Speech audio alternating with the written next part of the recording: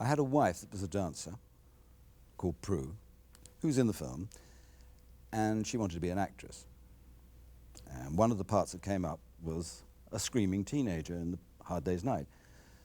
As I knew Dick Lester, I got her a part. That was the beginning.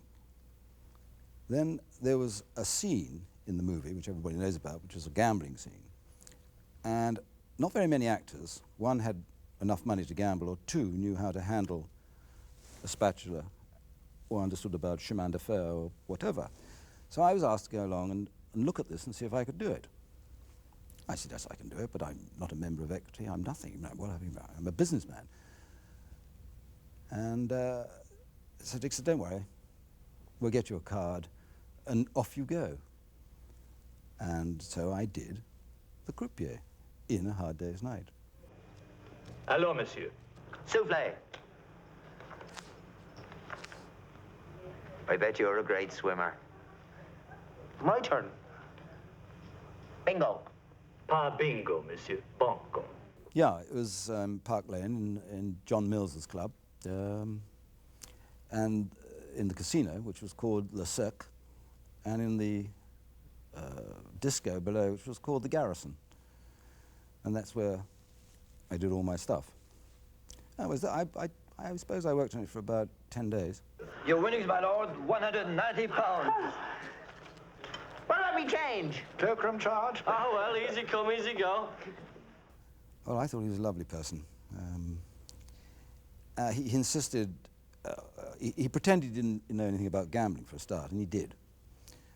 And he refused to say, as you saw in the movie, Banco. Bingo. He kept this seriously straight face the whole way through, and I found it very difficult not to smile. And he had these eyes, rather penetrating eyes. And every time he said a line, he looked at me like this. And then there'd be a flicker around the mouth. And it was very difficult. So my interaction with him was wonderful. He taught me a lot in about 10 minutes. I was a fan of the Beatles, incidentally, long before this movie was made. When they first started singing, I adored them.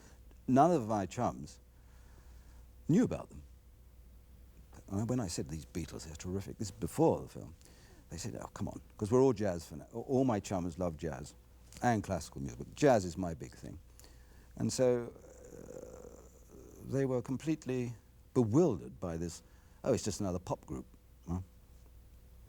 Well, I thought they were the most extraordinary people I ever met, really, considering what they were doing and how they were doing it. I was hugely impressed. And John Lennon, I thought, was a sort of genius, really. It's been said by another person that the whole of the 60s was made up of 800 to 1,000 people. And I was very much part of that, because I lived in Chelsea, in the King's Road. We did fashion. So one felt part of it when they became international. They were just a marvellous part of the jigsaw that went to change the system at that time. It did change the system, there's no doubt. It made everybody much more aware of all sorts of things. A breaking down of the barriers between people. The Beatles did that, there's no doubt about it. First film I worked on was, I was at school. I was going to be an architect because Dad was a builder, and I was going. And there's a cameraman who Dad had put an extension on his house, and he hadn't paid him, I don't think. So he rang up to say he wanted an assistant, and I was just 15. And Mother knew that I didn't want to be an architect, and I didn't want to go into the building trade. So she said, well, one of my boys can do it. That was me. Dad said no, because they were a bunch of harridans and gypsies in the film industry, so he didn't want me to be in it. But anyway, she persuaded him. And I went to work for Bill Shenton as his assistant. Just two of us, that was.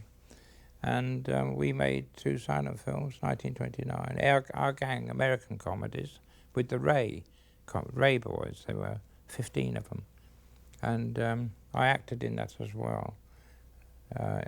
As a still man in the rugby football scene. And Jack and the Beanstalk we did. I was in the cow, arse part of the cow, ordered in. And the director was called Ray, and his wife was producer. And I was with them for about a month, I suppose, altogether, at Shepperton, on the old Shepperton, on the lot. And from then I went to France, and did 10 pictures on French boxing, and then I went to Gainsborough on my first sound film with Bill Shenton. You know, I think the first movies that I began to get interested in were the Polanski movies, really, because he was a dedicated chap, and my cinematography was not like the French, was wishy-washy, because, I mean, Knife in the Water, which he did before that, was very wishy-washy, but a wonderful film. But when he got the contrast that I could produce, then I was God.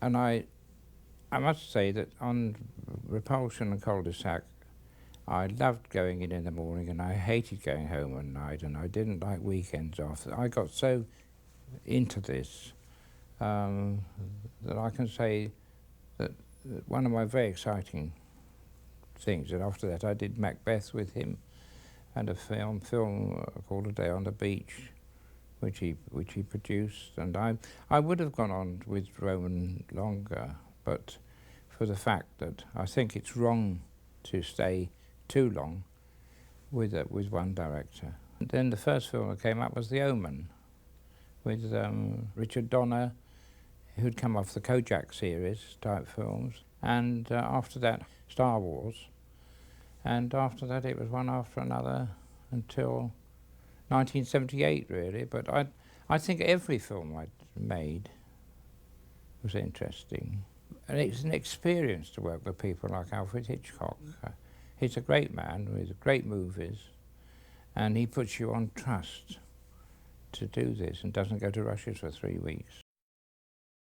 Well, I think I did it because I did a film with him called It's Trad Dad, which was a mad sort of musical, which I, honestly, if you ask me to remember anything about it, I don't remember a lot about it. But I do remember we got up to all sorts of funny tricks, but it was because of that I met him. I hate to say it, but Dennis made it clear today as production manager, I suppose, that we weren't a completely 100% organised film. This film was, as I said, was, as they used to say, kick, bollock and scramble. I don't think that the script was creative in the way that writers normally do a film script. That is a shooting script, and they put out ideas of how it's all to be done. And I don't remember the script being very detailed, and Dick gave the impression that we've got to do something with it, but what, he wasn't always sure of. I did say to them, why don't you get a real train and go on it? And they said, you can't take any lighting. But eventually I got permission to put a 5 kilowatt generator on, and I said, I'll do it with that, which I did, which is amazing, really. Well, for me, I left home at 6 o'clock in the morning, and I never got back before midnight by the time I'd arranged for tomorrow and to work out the points where we're going to be tomorrow. You see, that's it. It was a long, each day for me was a long day with a rigging crew to get lights where we wanted to be. And I would say to the electrician, I want 6 points here where you want to come. We're going to move, but I want to go straight in. So we'd have 3 blokes carrying a lamp, and we did it this way by wonderful sparks that worked their guts out for me.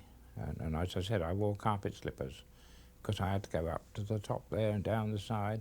I was worn out. I was taking Benzedrine tablets too, I admit to that. You know, sometimes I would say, have you got an old 120 arc? And Lees would provide one, and I'd use that as a key light. That gave you that lovely crisp hard edge. And that's a key light on the actor, whatever happens. And wherever they might be, whether they're in a mine or somewhere else, you've got to make a magic light come and be right. You see, that's my own little secret side, which I did. And I think with the boys in this film, they all have a personality, and they're all different. They're not the same. And They're good looking, aren't they? They're a good looking crowd and they're singing lovely songs. I'd listened to their music when I heard and liked it. I thought they were a very creative bunch of boys. So I did have an interest in them in that way. We disturbed people to some extent, didn't we? And I believe that I helped a good 40% of it with my lighting, you understand me? More than just the direction of the film. I think that the look of it is important. What I've got to look back on as a cameraman is I've been abroad, I've been to Australia, to America, to the Middle East and the Far East, and it's been an experience, you know, a great experience, and I think I'm lucky to have that to think about. You know, this is all part of something better than sitting behind an office desk or something all your life and doing absolutely nothing. The picture I was going to do in Kenya didn't occur. So I was a bit of a loss, and I got this call from Dennis O'Dell, to see if I could come and do a few extra days on this film they were making with the Beatles. I thought, oh, Beatles, I don't know, you know, but yeah, I'll do it. It's a few days' work. But it went on, you know, virtually for the whole film after that, because they'd been at it about a week by then.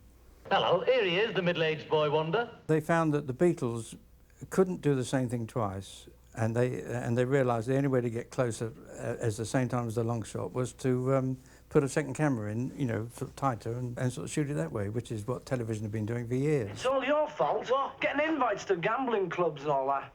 He's probably in the middle of some orgy by now. Orgy? Orgy! You've got perfect continuity. Sometimes they have to cut round continuity, which is the hell of a thing, because somebody hasn't done the same thing twice, you know, and you know, they've got to cut away, or they've got to think, well, can we get away with it? But, you know, with the moves matching exactly, it's perfect, you know. Several of the shots, not all the time. Obviously, in the train, it was very difficult to put a second camera in. Yeah, but, you know, in those sort of close quarters. But in the sort of bigger sets and everything, we started using the second camera. But in actual fact, I mean, it led to Dick Lester using that technique on all his films after that, because he realised it was a time saver apart from anything else. Dick Lester said, you've got to get stuff when they're playing these numbers. It was the numbers that we featured, and he said, I want something different. So get a couple of those new 10-to-1 zoom lenses, and he said, just do what you think, you know, as the numbers are being played. You know, we'll be doing a long shot, but, you know, and so it gave us total freedom, because you've got to remember that in those days there was no video assist or anything like that, which lets him see what you're getting. You were the director's eyes, you know, you were doing it, and nobody else saw it until tomorrow. You know, to be left to your own sort of devices and get really good stuff, it was terrific, because everything was different, you know, and you just kept thinking of new things to do, and you know, sort of tilt up to a great big head like that, and you know, start on the foot and tilt up to a drumstick, and then sort of focus through to somebody else playing a guitar. I mean, you just made it up as you went along. It was terrific. We established a style that's still used today when they photograph pop groups. Well, why don't we do the show right here? Yeah! 2, 3, 4. Didn't quite like the music, I've got to be honest, because it wasn't my scene. You know, I was a Glenn Miller man, that sort of thing. And suddenly you're introduced to this stuff, and you've got to be with it. You know, it was hard on the eardrums. That's the only way I can put it. It wasn't what I was used to. You know, for some reason or other, I think the first thing I got into with the film was the concert. It's so long ago that I can't remember, you know, which way around it was. But anyway, I just had an amalgam filling put in the tooth, and it suddenly, with a screaming noise, it started to ache, and it was driving me mad. I took a bottle of aspirin almost, you know, because you know, still got to carry on shooting. And I went to the dentist. I phoned the dentist and you know, went to him, and I said, it's just bad. He said, well, nothing wrong with the tooth. And I said, well, there is. I said, because it's aching. I said, take it out. I said, I'll do without it. And he took it out, but he reckoned that it was to do with vibration and frequency, something to do with the amalgam, you know, vibrating inside your mouth. Because it was so heavily amplified. I think that's what was so different to, you know, a big swing band or something like that, or a symphony orchestra. They didn't need the microphones because they had but they had to have the amplification to get it across, and it was a bit off-putting, really. But you know, when you listen to the lyrics and things like that, you realise it was just a bit more than people just twanging guitars. You know, there was something in these lads. Then you fell in with it. You know, you got with them. Yeah. So I did. You know, I did appreciate what they were doing. Do you ever go to the barbers, John? No, you know, I haven't had my haircut since the film. The woman on the film cut it good, but I don't trust anybody else. I did everybody's, actually. Well, now I look at, when I've just seen the film, I think, God, how do I ever do all that, you know, because I don't remember having any help or anything like that, you know, so I did most of them all, really. Because once I'd done the Beatles, they were out the way, so I had time to do all the others, you know. Well, some used to come, because people used to do their hair quite well themselves, but I used to do most of the dances and everything like that, yeah. Well, I used to come into the dailies and have a look, and used to be quite satisfied with what I saw, and then Dick used to sort of, didn't say very much about it, so obviously he was pleased, you know, with the ideas. And we used to be with the dress designer who used to have her idea of the whole look, you know, so we used to get together and sort things out with the headdresses of the dancers, and because the fashion then was modern, you see, so everybody came more or less as the hair was for that day. You see, it's not like period films where you changed the whole thing.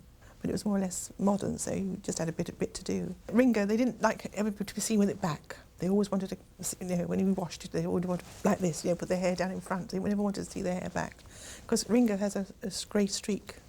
George, as I say, was slightly kinky hair, so he used to straighten it out with a hairdryer and a brush, just to make it look more sleeker and, you know, tidier.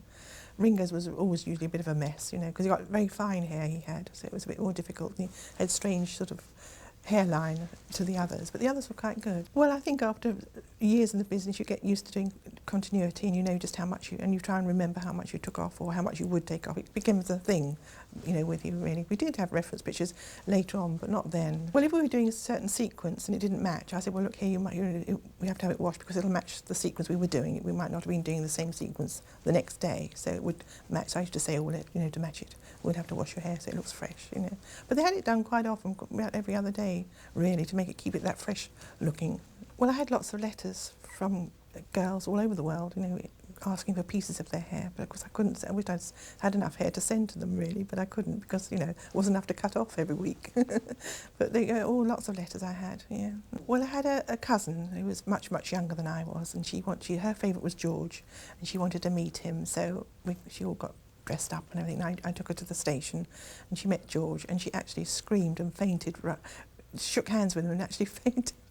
Well, almost passed out, but she couldn't get over it, meeting him, you know, because it's her favourite. But the film went so fast that you didn't have time to think of anything like that. You know, it went by so quickly that one didn't think they were going to be famous, did you really? Otherwise you would have really...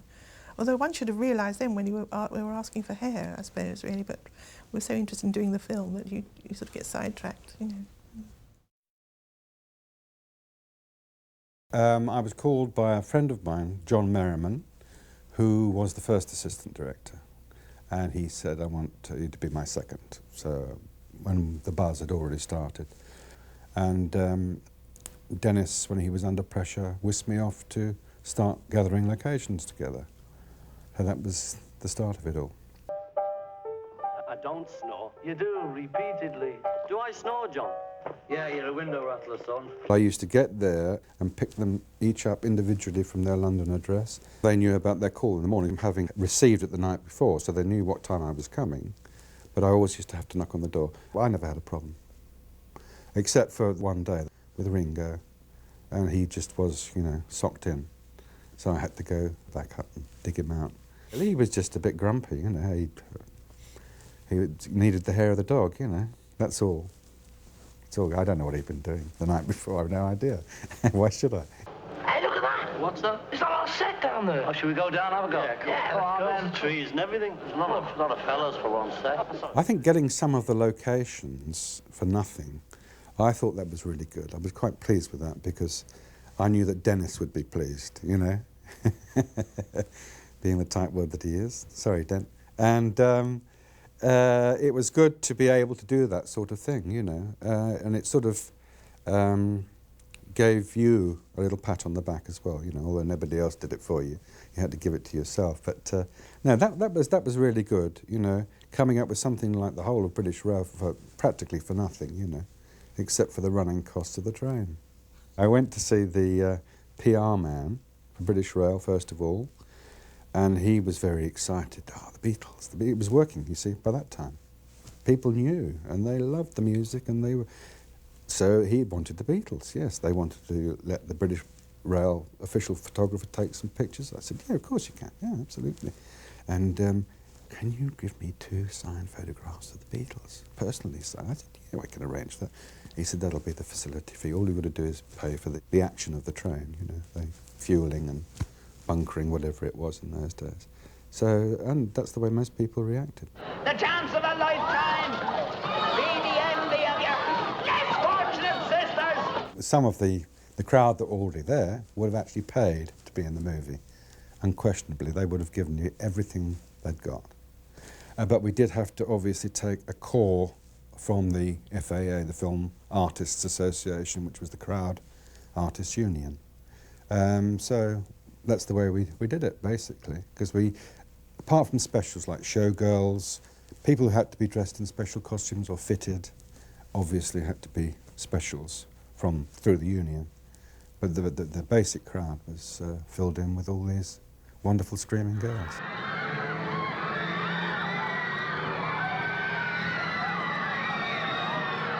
There was a lot of tears, a lot of little accidents, girls running into things, falling over, getting in the way, getting crushed at the front of queues and stuff like that, especially when we were filming in the Scala Theatre.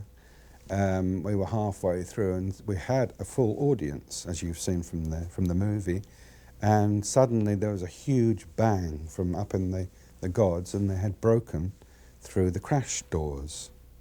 They'd sawn off the chain somehow with a hacksaw, and they had glass cutters, they had everything, all the burglars' tools, 14 years old, and they broke through the top of the building and came thundering down like a herd of cows and mixed in with the crowd that we'd already got. At that point, we had to finish everything and get everybody out because it was so dangerous.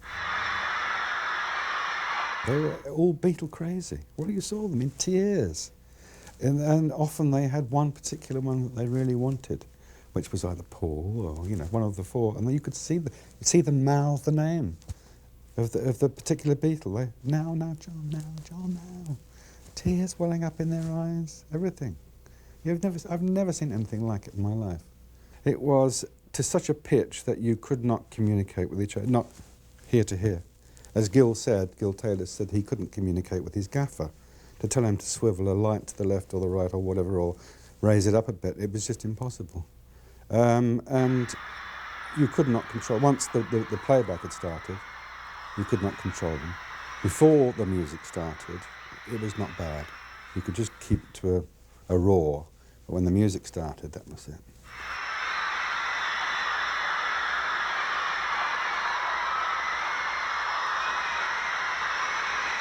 The special moment for me was when, as I said earlier on, when they first started to play and sing in the Scala Theatre. When we were all set, we'd rehearsed, we were all ready, all the 6 cameras were turning over, and they started. Playback, and they started. And it was a real, you know, you could feel the emotion, you know? It was really something very strange, very peculiar. Yeah, that was it for me. It was quite heart-tugging, you know, because their music had so much magic about it, you know. It's very hard to describe, but you know what I mean.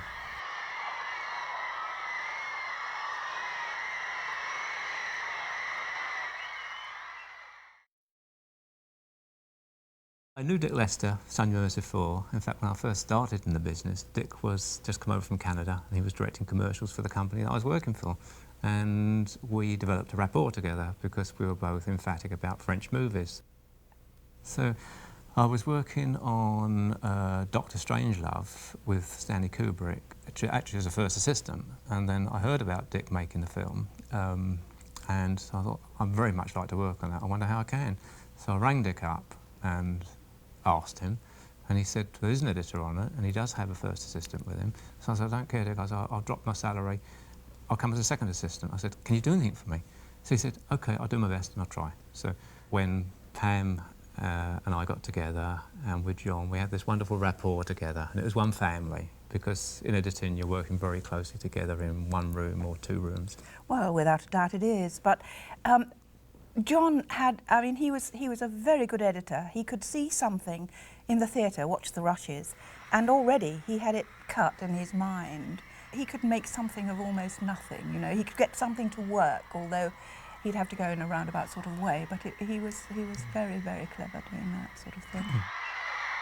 I would put John as one of the top 3 editors in the whole world, and he's actually my favourite of all editors, because John has this incredible creative ability to take the sequence into another dimension, which for this particular film, A Hard Day's Night, worked wonderful because the film was breaking new ground, and Dick Lester was breaking new ground, but it was the combination of what Dick had shot and certainly how John edited it all together that made it something spontaneous and most unusual. Well, in its own way, it was all tough because of the amount of material to select. And one had to go through all the material anyway 2 or 3 times to decide. Well, Johnny did. It was all laid up for him in a sequence, which is what I used to do. In the script told me how many shots we got, you know, sort of covered by 4 or 5 cameras or whatever, and so we knew what material it had. But then John would run through the whole lot, and then in his mind he would, I suppose it's a bit like composing or writing a book or something. He then decided which order he was going to cut in and you know, put it all together. Yeah, there's one particular scene that stands out in my mind, which was again the genius of John Jimson, was the sequence on the train where John starts to play with the cards and he overlaps the sound before the actual singing starts. It was the first time that I'd ever seen that on film, of preempting the song. And this, for some reason, I think also in the audience's mind, got you whacked right into the song, and suddenly you felt you were into something also very new again. And that was as far as I remember, it was one of the earliest things that John edited, and I was watching him actually doing this on the Moviola, and seeing him stop and think, which he always did when he cut. He wouldn't do anything immediately like that, but when he did do it, that was it. And I think Pam might agree. I don't remember any alterations to that scene or to many scenes afterwards of the actual editing. The construction was John, and that was it. They may have taken out a scene or shortened it by a certain amount. That's true. Well, I can't say that I can pick out one particular scene, but I do remember the theatre, the scene in the theatre, only because there was so much material. And how the hell you put together a scene like that to, you know, to make it all flow and gel. And I found that magic, because I couldn't imagine how he was going to do it. Film isn't made by one person or who you see on the screen. It's made by hundreds of people, and they, you know, unless they all put their 101% in, it doesn't work. But it did with this one, didn't it? Well, it's a team, isn't it? It's teamwork. Well, we've been working on the long ships, from what I remember, and I came home one day and my mother said, you know, what are you doing next? And I said, well, I'm going on to some film. I think it's a pop group called the Beatles, I think. She said, the Beatles? You haven't heard of them? And I said, no, I haven't. She said, James, she said, and you come from Liverpool and you haven't heard of the Beatles? And I didn't know who the hell they were. And she was very disparaging of me over the whole thing. And finally I came onto it, and of course it was a whole thing. It opened up, and we came here, and there were the crowds of the kids outside permanently, 8 o'clock in the morning till 8 o'clock in the evening, all the time. The noise was so intense on those, you couldn't hear the playbacks that we had to sync the playback numbers to anyway, which was very, very difficult. And by the time we had, then you also had to add the screaming on afterwards anyway. So we added a few screams, yes. Oh, sure, yes. It was a very complicated procedure to sync everything up. It went on and on and on. Yeah, there were just endless takes of everything, and there were sometimes 2 to 3 or 4 takes. Yeah. It got so much of it that you got. It was monotonous, wasn't it? You got bored with doing this same stuff. Well, how John was able to cut the whole thing into a cohesive thing was amazing. He was an excellent editor. You had to, you see, you had to number, put it through a numbering machine, so every foot is numbered. with a different number. And you had the same number on the soundtrack as you have on the picture. So, of course, when he's cutting, he's got the picture on one level and the sound on the other on the movie. He could just put the two numbers together and know he was in sync. But it was a tremendous amount of work to get all that numbering on it, wasn't it? I mean, it was so much astronomical amount of film. It's one of those things that you're so busy doing the technical stuff and getting it all together that you really haven't got any time to understand why, where, and how. You know, we were just struggling. We were just we were peasants in the middle of doing what we had to do. I mean, we have been doing Irving Allen films like Genghis Khan and the Longships, and we were on those for kind of 6 months. Yeah. And that was the average. Yeah. You know, length. On this one, it was something like whatever it was, you know, 6 or 8 weeks or something, you know. American expression, wham, bam, thank you, ma'am, get it out quick. Exactly, yeah. That's what it was. But you have to be able to, you know, you have to be able to cut corners and be able to present the thing at the end of it as best you can. The Beatles were still on a curve. You know, they started from a fairly low state, and they were rising rapidly and most dramatically. Eventually, that curve flattened out, and they became tired of their way of life. But now in 1964, they were still rising, and they never disappointed me with what they were giving me. I was quite demanding on them because I wanted a new single every 3 months. I wanted a new album every 6 months. And so I was always pressurizing them. And the great thing about the Beatles was they never gave me the same thing twice. They never gave me Star Wars 2 or Star Wars 3. They gave me a new song with a new concept. And each one seemed to be better than the one before. I should have known better. Yeah, this one definitely is in the original mold. The trademark of the nice rhythm plus harmonica, blues harmonica of John, was something which established us in the first place with Love Me Do, Please Please Me, and I love that sound, I love the combination of that. And of course with this song, I Should Have Known Better, it did work very well. It was a harking back to where the Beatles started. This was their basic pop song, and I think that was the one that they needed in A Hard Day's Night. I'm Happy Just to Dance With You wasn't one of their better songs. I think that it was a bit of a pop boiler. There are a lot of people who swear by it, not I. And I think they could have done better, and they did in other songs. Tell Me Why was a better song. Again, not terribly, I mean, they were still developing their craft. They hadn't yet got to the heights of Strawberry Fields or Penny Lane, and they were still honing their art. And Tell Me Why is a good song, not one of their greatest though. And Our Lover wasn't written for the film. It was one of Paul's first attempts at writing a love song, really, and it was a soft song. It was everything that John couldn't write and didn't want to write. And John always sort of attacked Paul for his soft underbelly, which was his capability to move people like this. And it was a very gentle and almost conventional song.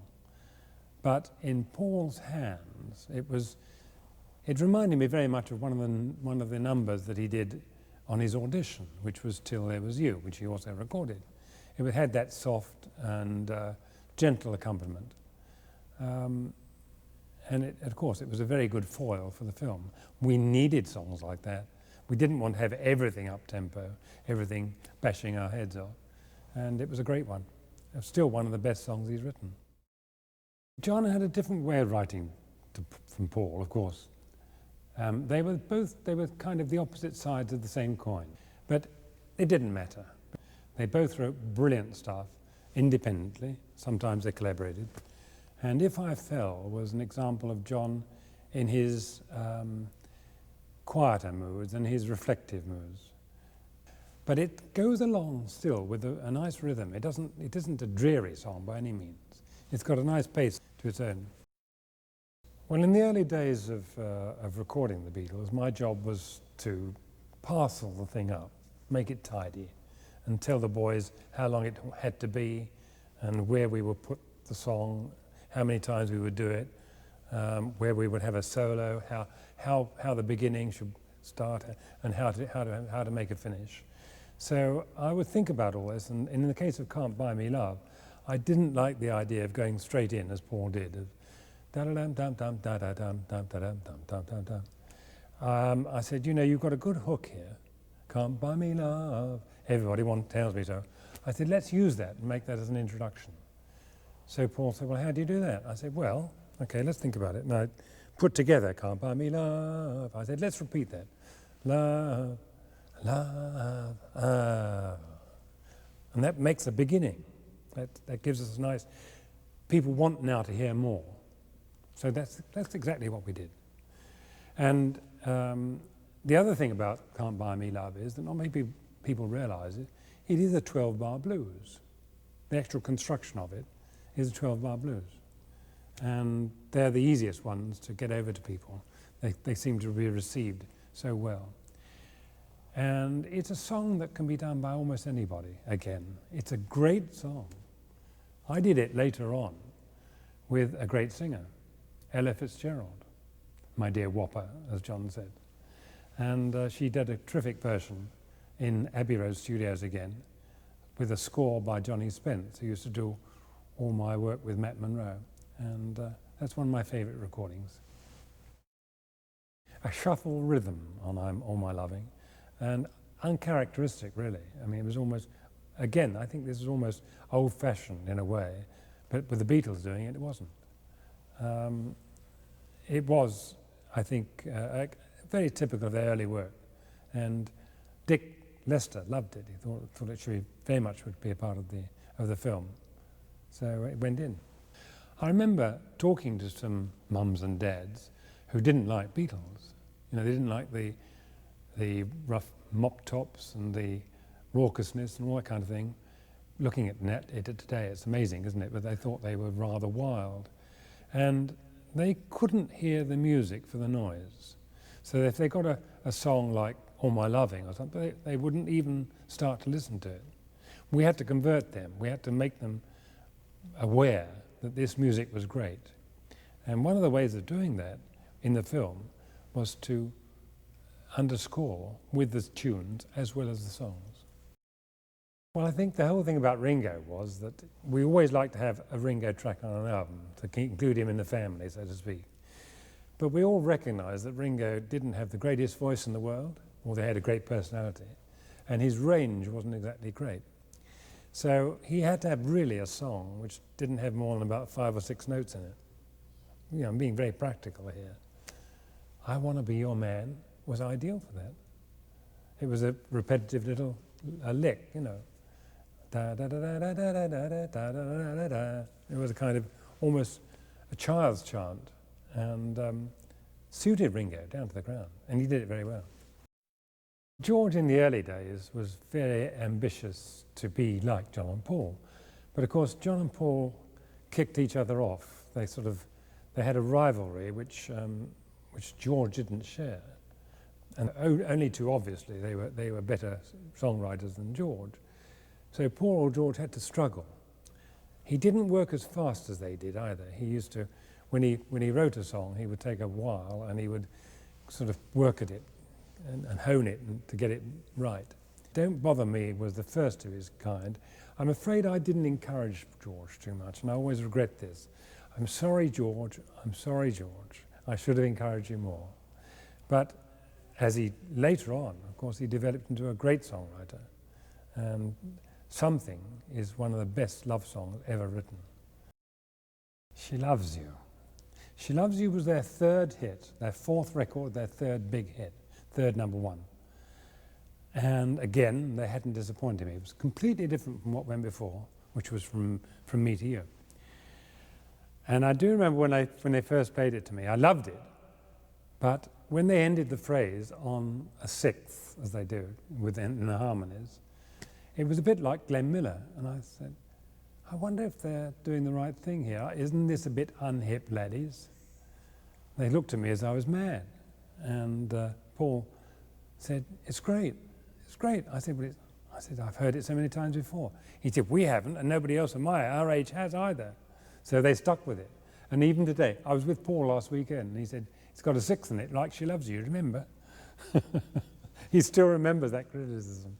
But it's a super song, and it cracks along like wildfire. This Boy was a very softy kind of song for the Beatles. And in the original track, of course, we know it featured their very close harmonies. And it was a strange one to choose, but we needed a mood piece. Ringo going off by himself, slightly melancholy, going along the towpath and not very sure what's going to happen. And I think it was Dick who suggested using This Boy as the theme for it. And I just scored it for orchestra and used an electric guitar, rather like the James Bond guitar. In fact, we had Vic Fleck playing it, who played the original James Bond, very low down. And seemed to work okay. The title song was an example of instant combustion. And I mean, it all came about, Ringo would always come up with a silly phrase from time, not silly, but quite witty phrase from time to time. And he actually did say, "Oh, I'm so tired. It's been a real hard day's night." And that became the title of the song. Later on, he had something like, "We're working 8 days a week," and that became a song.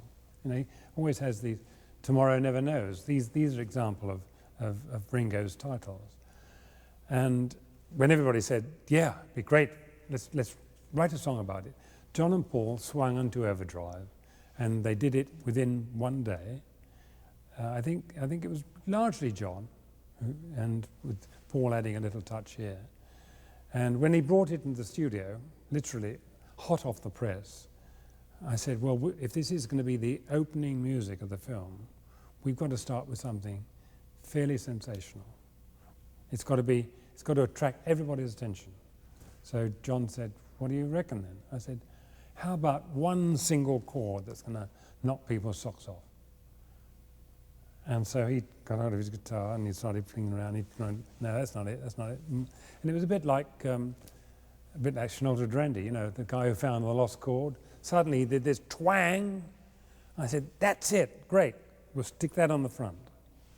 And you know, to this day, I still don't know what that chord was, but it's a very good one. And it sort of set the whole tone for the song and for the whole film, because we knew that what was going to follow was going to be dramatic, wonderful, funny, exciting, and everything else. We first met Wilfrid Bramble when we cast him for as the father in a show we wrote called Steptoe and Son, which in America eventually emerged as Sanford and Son.